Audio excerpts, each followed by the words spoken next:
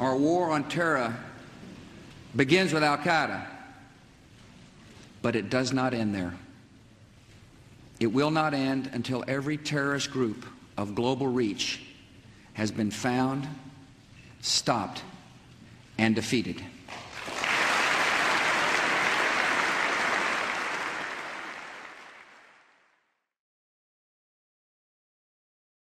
Hvorfor skal et lille land som Danmark for eksempel skal ned og beskytte jer når der er så Jo, mange ja, men det kan jeg godt forklare jer.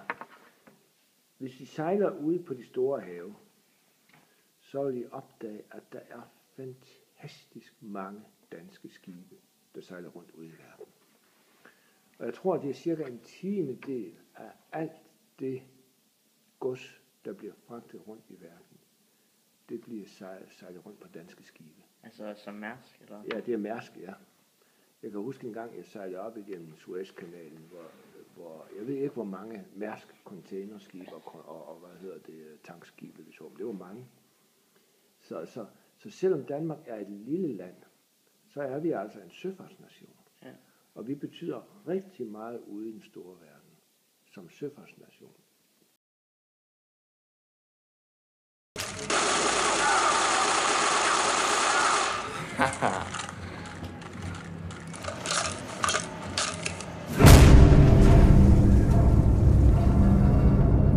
Det vi ved så far, det er, der til synligheden er kommet kørende en civil bil mod den her lille tankstation. Den her bil er så kørt ind i et eller andet og har detoneret sig selv, så der har været en eksplosion deroppe.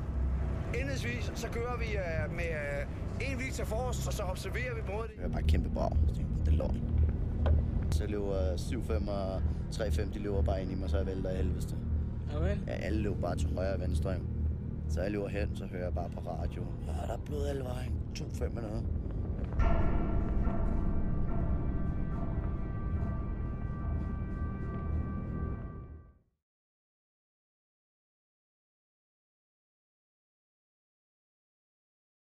Man tænker på, at man skal være væk hjemmefra i lang tid, og man tænker på,